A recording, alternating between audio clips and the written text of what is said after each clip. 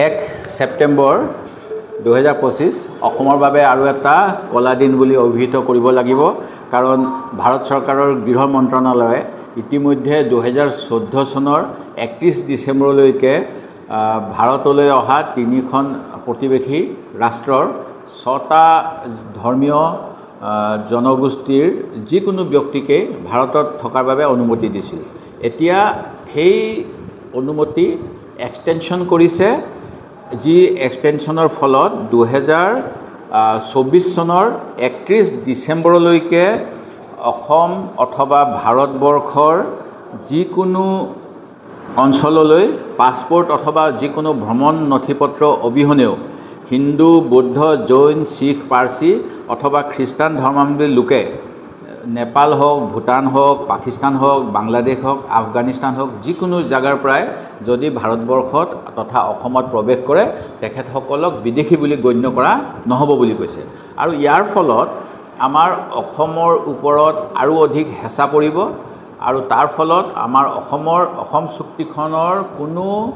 গুৰুত্বই নাথাকিব। অসম চুক্তি অনুসৰি 71 চনৰ 24 মাৰ্চলৈকে যিসকল আহিছিল আমি তেওঁলোকক ভাৰতীয় হিচাপে গ্ৰহণ কৰাৰ কথা আছিল, কিন্তু এই নতুন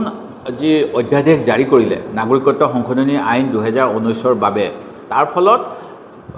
যোৱা 2024 চনলৈকে অহা যিকোনো মানুহে অসম তথা ভাৰতবৰ্ষত থাকিব পাৰিব আৰু ইয়াৰ ফলত অসমৰ ওপৰত যি হেঁচা পৰিব,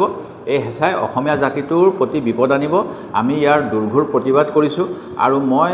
আশা কৰোঁ নাগৰিকত্ব সংশোধনী আইনৰ সময়ত অসমৰ সকলো মানুহে মিলি যেনেকৈ ৰাজপথলৈ ওলাই আহিছিল, এতিয়া সময় হৈছে নিজৰ নিজৰ ৰাজনৈতিক যি আদৰ্শই থাকক সেই আদৰ্শ বাদ দি অসমীয়া জাতি ৰক্ষা কৰিবলৈ সকলোৱে পুনৰ আন্দোলনৰ কাৰ্যসূচী ল'ব লাগে। আৰু কেন্দ্ৰ চৰকাৰ, অসম চৰকাৰক তেওঁলোকৰ এনেকুৱা অসমীয়াৰ বাবে যি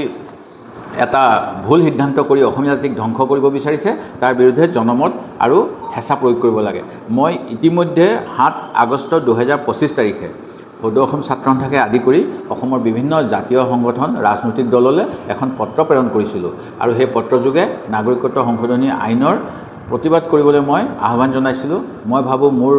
এমাহ পূৰ্বৰ যিখন পত্ৰ, সেই পত্ৰখন তেখেতসকলে পুনৰবাৰ বিবেচনা কৰিব আৰু এটা সহমতত উপস্থিত হ'ব যাতে আমি অসমৰ স্বাৰ্থ ৰক্ষা কৰিবলৈ সকলোৱে অসমক ভাল পোৱা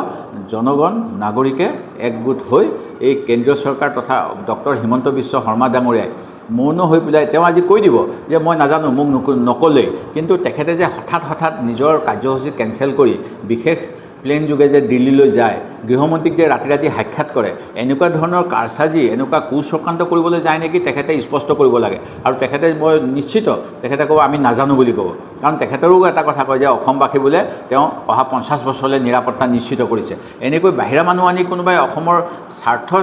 সুৰক্ষা কৰিব বুলি ক'লে কোন গাধ বা গৰুৱে বিশ্বাস কৰিব? এই কথাটো মোক বিজেপি দলৰ ফালৰ পৰা ক'ব লাগে আৰু বিজেপিৰ এই সিদ্ধান্তৰ আমি তীব্ৰ বিৰোধিতা কৰিছোঁ। এনে ব্যৱস্থাৰ যোগেদি আমাৰ দেশৰ যি সীমান্তৰক্ষী ব্যৱস্থা, যি পাছপোৰ্ট কণ্ট্ৰল ব্যৱস্থা বা যদি বিদেশী আহে বিদেশী ন্যায়াধীকৰণৰ যোগেদি তেওঁলোকৰ নাগৰিকত্ব চিনাক্তকৰণ কৰাৰ ব্যৱস্থা, এই সকলোবিলাক অৰ্থহীন কৰি পেলোৱা হৈছে। আৰু কেইদিনমান পূৰ্বে যি কথা কোৱা হৈছিল যে অসমৰ ডি ভোটাৰ যিসকল হৈ আছে তেওঁলোকৰ বিৰুদ্ধে থকা গোচৰ প্ৰত্যাহাৰ কৰা হ'ব, আকৌ কোৱা হ'ল হিন্দু বঙালীসকলৰ গোচৰবিলাক প্ৰত্যাহাৰ কৰা নহয়। এই গোটেইবিলাক এটা মানে যি শব্দ,